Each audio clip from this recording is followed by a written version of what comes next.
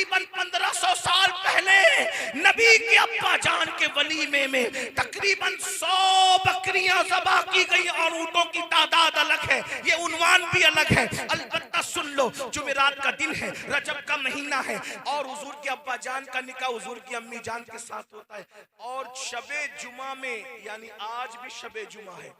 सुभान अल्लाह। शबे जुमा में नबी की अब्बा जान की पहली मुलाकात नबी की अम्मी जान से होती है और उसी शब में पहली ही रात में नूरे मुस्तफवी हजरत अब्दुल्ला की पेशानी से निकलकर हजरत आमिना के शिकम में आ जाता है।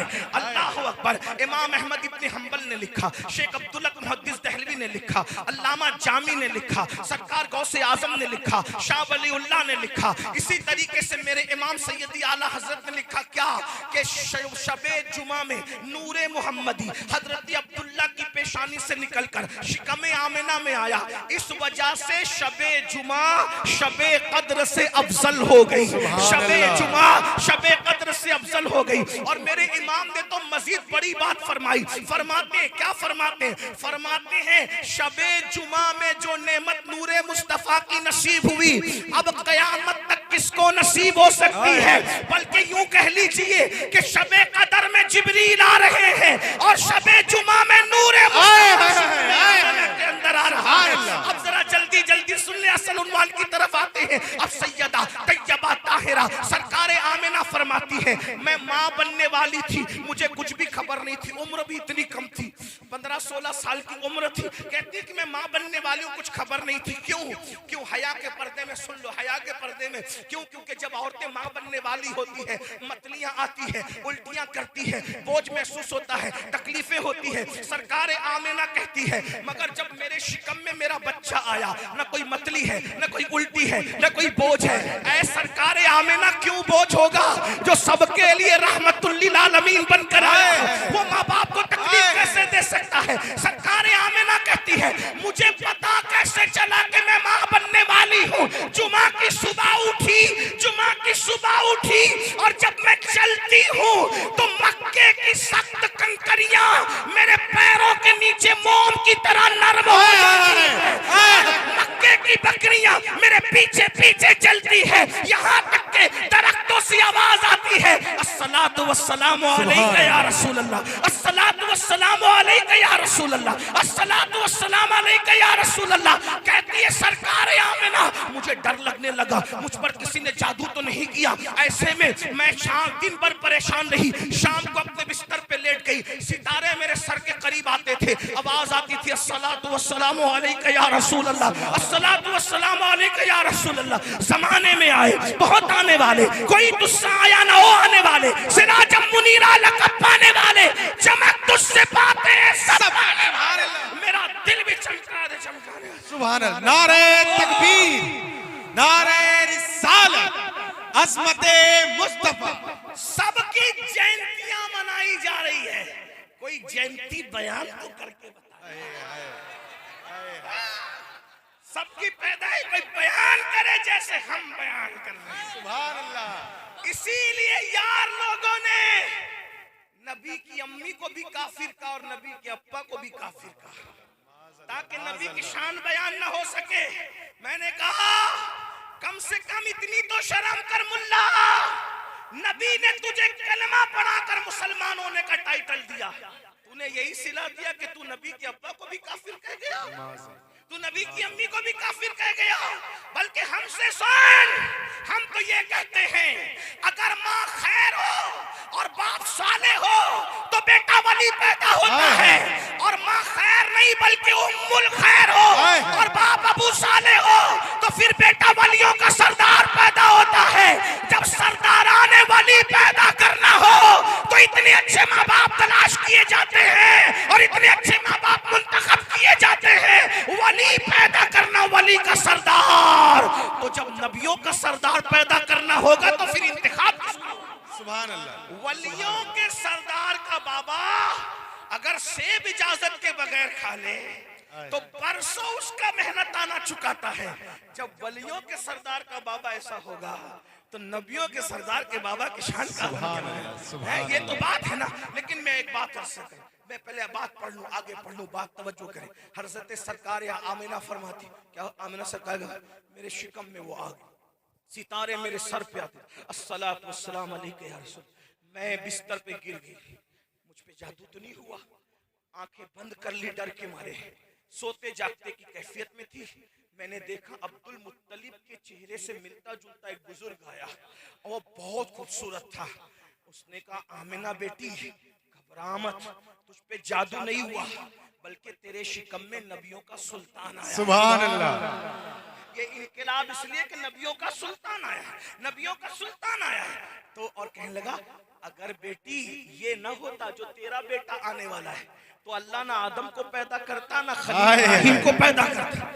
तेरे बेटे के सदके इब्राहिम और खलील पैदा हुए हैं, आदम और इब्राहिम पैदा हुए। मैंने पूछी, बुजुर्ग आप कौन हैं जो इतनी बड़ी बशारत लेकर आए? कहा, मुझे ही इब्राहिम खलीलुल्लाह कहते हैं, मैं आज तुझे मुबारकबाद देना है। एक बात में आपसे, एक बात आगे बढ़ने से पहले अगर बढ़ सका तो तवज्जो। हजरत आमिना, उनकी जिंदगी में सिर्फ इतना लिखा है कि वो बहुत बड़ी शायरा थी। हुजूर की सबसे पहली नात 3 लोगों ने बयान की। जैसे हुजूर पैदा हुए, हजरत अब्दुल मुत्तलिब ने बयान की। हुजूर 6 साल के हुए, हजरत आमिना ने नात बयान की। और जब 6 साल से कुछ ज्यादा की उम्र हुई तो हजरत अबू तालिब ने उनकी नात बयान की। 3 लोगों, हुजूर के घर वाले पहले नात बयान करें। ठीक, शायरा थी, तैयब व ताहिरा कहलाती थी और 20 से 21 साल की उम्र में पहुंचते पहुंचते दुनिया से तशरीफ ले गई। अब ध्यान देना, तवज्जो तवज्जो आपकी, बहुत नाजुक मुकाम पे गुफ्तगू आ गई। तवज्जो, बहुत नाजुक मुकाम पे गुफ्तगू आ गई। तवज्जो, अगर आप बात कर लेंगे तो बात आगे नहीं बढ़ेगी। जब स्टेज वाले भी बात करें और नीचे वाले भी बात करें तो मुनाजरा होता है, तकरीर नहीं होती। ठीक, अब वैसे मैं कोई मुकर्रिर नहीं, नीचे ऊपर वाले दोनों बोलोगे तो मुनाजरा होगा। आवाज नहीं आ रही क्या? आवाज आ रही है? आवाज जी। फिर हाथ क्यों उठा रहे हैं, क्या वजह है जी? आवाज नहीं आ रही। देख लो भैया, माइक वाला भैया देख लो, बाहर का हॉर्न। अच्छा, बस हो जाएगा, शुरू हो जाएगा भाई। ठीक है, देख ले रहे आप। माइक बिगड़े तो उतना नुकसान नहीं होता, इंसान के बिगड़ने से जितना नुकसान होता है जी। एक माइक क्या बिगड़ा, इतने लोग बेचैन हो गए। इंसान बिगड़े तो निजामे कायनात कितना बेचैन हुआ होगा। तवज्जो फरमाए, अर्ज करूं बात आ रही है बाबा? अगर आ रही तो हाथ उठा के इशारा कर दे। आ रही है? आ रही है? एक बार दुरूद शरीफ पढ़ने नबी और आले नबी पर। अल्लाहु रब्बु मुहम्मदिन सल्लल्लाहु अलैहि वसल्लम नहनु इबादु मुहम्मदिन सल्लल्लाहु अलैहि वसल्लम सलातम व सलामन अलैका या जद्दल हसन वल हुसैन। तवज्जो है आपकी, तवज्जो। तैयबाती तायराती ये सबूत मिलता है। 21-20 साल की उम्र में दुनिया से चली गई, शायरा थी। उनके शेर भी मिलते हैं उनके शौहर की शान में, उनके शहजादे की शान में। बल्कि शहजादे की शान में तो ये शेर कहे जिसका मफहूम बयान करो, इमाम कुस्तलानी ने भी उसको लिखा है और बुजुर्गों ने भी लिखा है। तवज्जो फरमा दे आप, तवज्जो करें, तवज्जो है सबकी। आप बात करते तो मेरे जहन से मजमून निकलता है, क्योंकि मैं तकरीर याद करके नहीं आता। मेरा मसला ये है, आप जितनी तवज्जो देते इधर से उतना ही निकलता है। आपकी तवज्जो है सबकी। एक बार फिर दुरूद शरीफ पढ़े आप, आशिकों की तरह दुरूद शरीफ पढ़े। अल्लाहु रब्बु मुहम्मदिन सल्लल्लाहु अलैहि वसल्लम नहनु इबादु मुहम्मदिन सल्लल्लाहु अलैहि वसल्लम सलातम व सलामन अलैका या रसूल अल्लाह। तवज्जो आप सबकी, तवज्जो फरमाए। तैयबा थी, तायरा थी, शायरा थी, बहुत समझदार, बड़ी पाक दामन थी। हुजूर की शान में शेर उस वक्त कहे जब हुजूर 6 साल के थे। मकाम अब्बा में जब आखिरी हिचकियां ले रही थी, उस वक्त आपने कहे अल्लाह अकबर। फरमाती है, मेरा बेटा कभी बुतों की मदद नहीं कर सकता, मेरा बेटा कभी बुतों का प्रचार नहीं कर सकता, मेरा बेटा ना बुतों की मदद कर सकता है ना बुतों का प्रचार कर सकता है। मैं अपने बेटे को अल्लाह के हवाले करती हूँ, मैं अपने बेटे को अल्लाह के सुपुर्द करती हूँ। और फरमाती है हजरत हजरत आमिना फरमाती है, मैंने, अल्लाह अकबर फरमाती है, हर नई चीज पुरानी हो जाएगी, हर नई चीज पुरानी हो जाएगी, आने वाले दुनिया से चले जाएंगे। कहती है मगर मेरा जिक्र कभी बंद नहीं होगा, हमेशा हमेशा मेरा जिक्र जारी रहेगा, क्योंकि मैंने ऐसे बेटे को जन्म दिया है, इस मेरे बेटे के जरिए से दुनिया मेरा जिक्र हमेशा करती रहेगी। ये सरकार आमिना है, ऐ सरकार आमिना बुआ की मलका, इस महफिल पे भी तवज्जो कर दे। आपने कहा था कि आपका जिक्र होता रहेगा। अरे किसी की माँ का जिक्र इतनी शान से नहीं होता जितना जिक्र आपका शान से होता है। किसी का बेटा गौस है, किसी का बेटा कुतुब है, किसी का बेटा कलंदर है, किसी का बेटा कलीमुल्लाह है, कलेमतुल्लाह है, तन्हा तेरा ही तो लाल हबीबुल्लाह है। सुभान अल्लाह, नारे तकबीर, नारे रिसालत। आपका जिक्र हमेशा होगा और हमेशा होगा, लेकिन सैयदा आमिना की पूरी जिंदगी हमें नहीं मिलती। अब मसला खड़ा हो गया, अब सरकार आमिना को पहचानना है, मैं जाऊं कहां? खूबसूरती मुझे नहीं मालूम, लोगों ने बस इतना कहा कि बहुत खूबसूरती।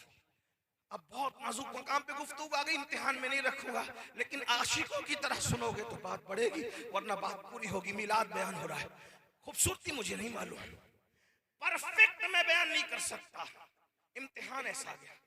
सखावत कोई पूछे मैं नहीं बोल पाऊंगा, इतना मालूम है कि सखी बहुत थी, चलती कैसे थी मैं नहीं बोल पाऊंगा, लेकिन इतना मालूम है कि ताहिरा थी, तैयबा थी।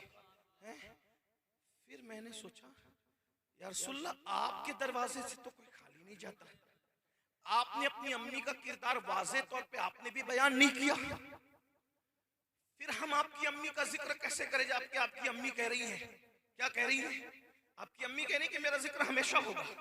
जिक्र तो उसका हमेशा होगा ना जिसका हुस्न मालूम हो, जिसका किरदार मालूम हो, जिसकी सखावत मालूम हो, जिसका अंदाज़े जिंदगी मालूम हो, जिनकी तहारत मालूम हो, जिनके चेहरे का आलम मालूम हो, जिनकी परहेजगारी मालूम हो, जिनकी इबादतों का शौक मालूम हो, ज़ौक़ मालूम हो, हम कैसे जिक्र करें?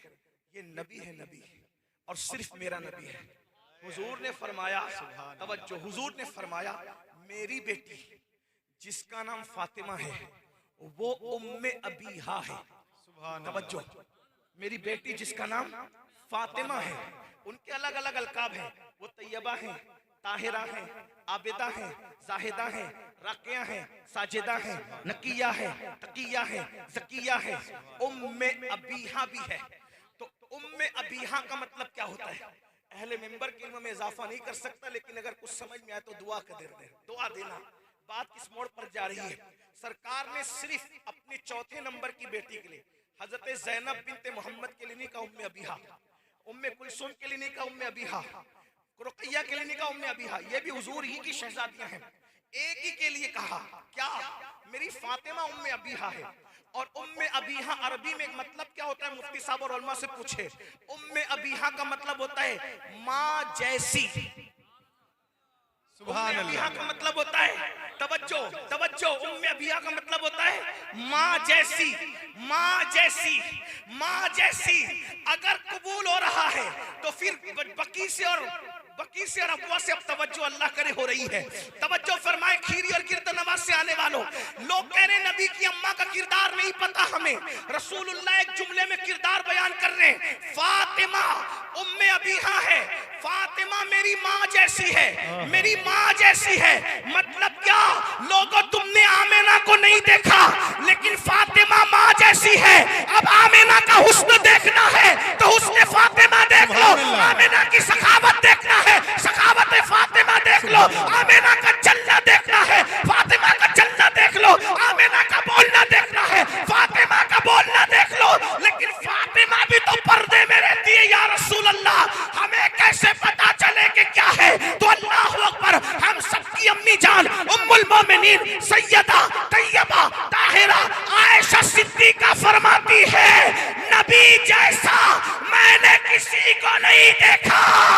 हुस्न में अगर कोई नबी के मुशाबे थी तो एक हस्ती जिसे दुनिया फातिमा बिनते मोहम्मद। सुभान अल्लाह, सुभान अल्लाह, सुभान अल्लाह। नबी की सखावत नबी की सखावत की तरह वो सखी थी, नबी की अदालत की तरह उनकी अदालत थी, नबी के चलने की तरह उनका चलना था, नबी के बोलने की तरह उनका बोलना था। समझ में आया आमिना कैसी थी? ज़हरा को देखो, सैयदा आमिना को समझो, फातिमा तो ज़हरा को समझना है। रसूलुल्लाह का किरदार देखो, सैयदा फातिमा को। एक बात आ गई सैयदा की, अस्करू सैयदा क्या, हाय सुभान अल्लाह। हुजूर की 4 शहजादियां, चारों में सबसे आखिर में सैयदा आई है दुनिया, आखिर में। और किरदार क्या है? किरदार, एक मर्तबा मेरे किसी दोस्तों ने मुझसे पूछा, बुरा मत मानना, किसी को गाली नहीं दे रहा हूं, बताने आया हूं कि हकीकत क्या है।